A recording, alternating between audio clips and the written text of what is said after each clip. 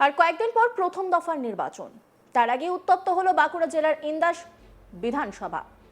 মঙ্গলবার বিকেলে ইন্দাস ব্লকের মঙ্গলপুর অঞ্চলের বিহার গ্রামে প্রচারে যান ইন্দাস বিধানসভার বিজেপি প্রার্থী নির্মল ধারা।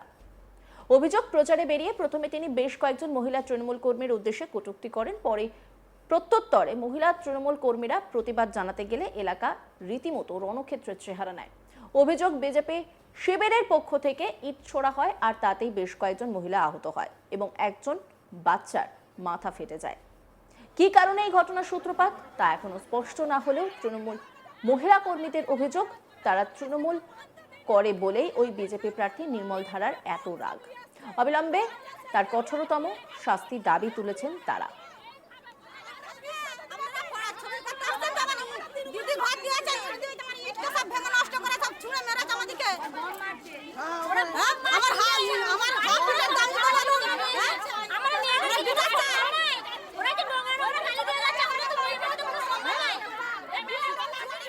অভিযোগকারী টুলু মাঝি, তিনি কি বলছেন শোনাবো আপনাদের।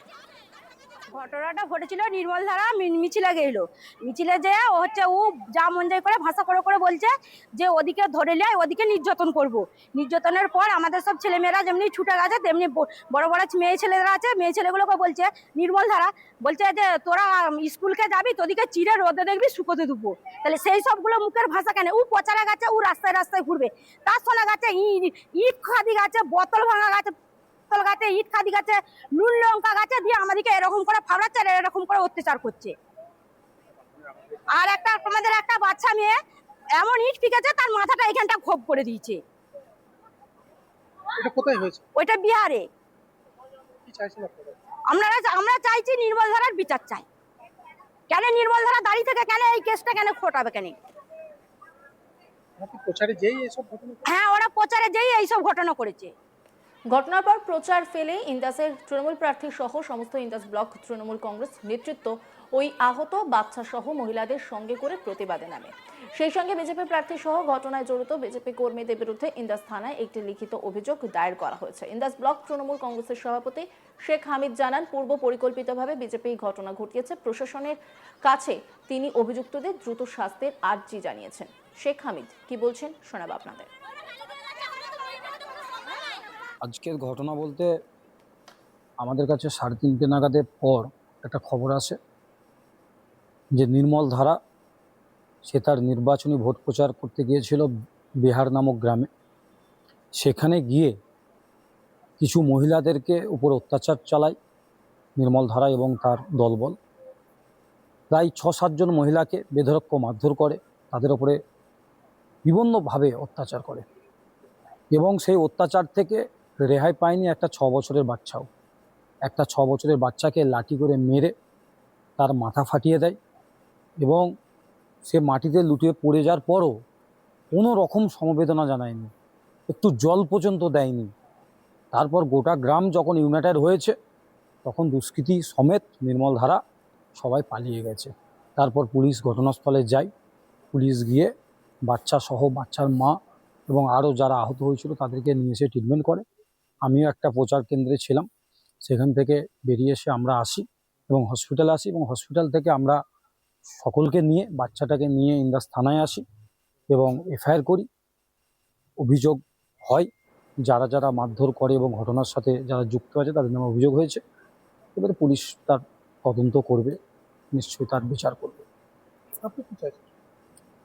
আমরা অবিলম্বে গ্রেপ্তার চাইছি, কারণ একটা ভয়ঙ্কর ধিক্কারজনক ঘটনা, এত বাজে ঘটনা যে একটা ভোট প্রচারে গিয়ে একটা বাচ্চা মেয়ে আহত হলো, তাকে মারা হলো লাঠি দিয়ে, তারপরও কোনো সমবেদনা নাই, ঘুরে সেখানে স্লোগান দিচ্ছে।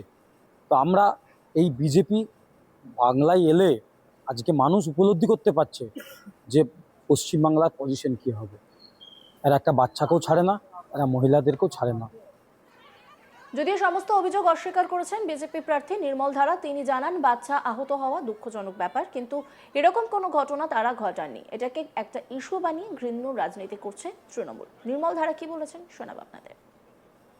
দেখুন, বিজেপি যদি ইটই ছুড়ে, তাহলে শুধু বাচ্চাটার দিকে তাক করে ইট ছুঁড়েছে? কোনো প্রাপ্তবয়স্ক মহিলা যারা ছিল তাদের গায়ে লাগলো না তো। আর একটা কথা বলি, যে এখানে ভিএসটি টিম ছিল, পুলিশ ভ্যান ছিল, আসল ভিডিও ফুটেজটা তাদের কাছে আছে। যদি বিজেপি সেটা করে আসল সত্যটা তুলে ধরুক। আর একটা কথা, বিজেপি যদি ওইরকম নোংরা রাজনীতি করতো তাহলে তারা সঙ্গে সঙ্গে ভিডিও ফুটেজ প্রকাশ করতো। আরে দেখুন কিভাবে আমাদের কর্মীদিকে তারা কিভাবে আহত করেছেন, দেখুন দেখান। তাহলে কি আপনি বলতে চাইছেন আপনাদের ছোড়াইতে শিশুকে আহত হয়? ওই তো বললাম, সেখানে ভিএসটি টিম আছে এবং পুলিশের ভ্যান আছে। আসল সত্যটা তুলে ধরুক, তাহলেই তো আসল সত্য ঘটনা উঠে আসবে। আমি তো সেখানে উপস্থিত ছিলাম না, আমি উপস্থিত থাকিনি। আমি তো ঘটনা যখন নিয়ন্ত্রণে চলে এসেছে, আমি ওসিকে ফোন করি। ওসি ঢোকার পর এবং কেন্দ্র বাহিনী এবং থানার গাড়ি ছিল, তখন পরিস্থিতি কন্ট্রোলে। তারপরে আমি সেখানে যাই এবং ওসি এবং কেন্দ্র বাহিনী বললো যে তাহলে আপনি প্রচার করবেন। আমি প্রচার করবো, দেখি মিনি পাকিস্তান নিয়ে কিছু প্রচার করে যাবে না। এবং কোনো প্রার্থী, দেখুন কোনো প্রার্থী যখন প্রচারে যায় সে ভোট চাইতে যায়, সে জিতার জন্য ভোট চাইতে যায়, সে মারপিট করতে যায় না। এই তৃণমূলের হচ্ছে নোংরা রাজনীতি। ওই একটা বাচ্চা শিশুকে দিয়ে নোংরা রাজনীতির খেলায় মেতে উঠেছে পশ্চিমবঙ্গের মানুষ। জনার্দন মানুষকে বোকা বানানোর চেষ্টা করছে, অন্য কিছু না। একজন শিশুর মাথা ফাটা। ওই তো ওদের ছোঁড়া পাথরই, ওদের মাথা ফেটেছে, শিকার হয়েছে। এটা অত্যন্ত দুঃখজনক, এটা তীব্র নিন্দা জানায় এবং দোষীদের অবিলম্বে সাজার দাবি করছি। আসল সত্য উঠে আসুক এবং দোষীরা সাজা পাক। রীতিমতো উত্তপ্ত পরিস্থিতি ইন্দাস ব্লকে, আর সেখানে যারা প্রতিবাদ করছেন অভিযোগকারী তিনি কি বলছেন শুনুন।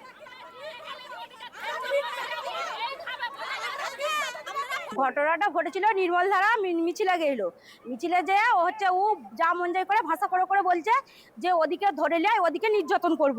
নির্যাতনের পর আমাদের সব ছেলেমেয়েরা যেমনি ছুটে গেছে, তেমনি বড় বড় মেয়ে ছেলেরা আছে, মেয়ে ছেলেগুলোকে বলছে নির্মল ধারা বলছে যে তোরা স্কুলকে যাবি, তোদিকে চিড়ে রোদে দেখবি শুকোতে দেবো। তাহলে সেই সবগুলো মুখের ভাষা কেন? ও পচারা গাছে, ও রাস্তায় রাস্তায় ঘুরবে, তার শোনা গাছে ইট খাদি গাছে, বোতল ভাঙা গাছে, গাছে ইট খাদি গাছে, নুন লঙ্কা গাছে দিয়ে আমাদেরকে এরকম করে ফাবড়াচ্ছে আর এরকম করে অত্যাচার করছে। আর আমাদের একটা বাচ্চা মেয়ে এমন ইট ফিকেছে তার মাথাটা এখানটা খোপ করে দিয়েছে। অন্যান্য খবরের আপডেটের জন্য অবশ্যই নজর রাখুন আজ তাক বাংলার ইউটিউব স্ট্রিমিং এ। লাইক, কমেন্ট, শেয়ার এবং সাবস্ক্রাইব করতে ভুলবেন না।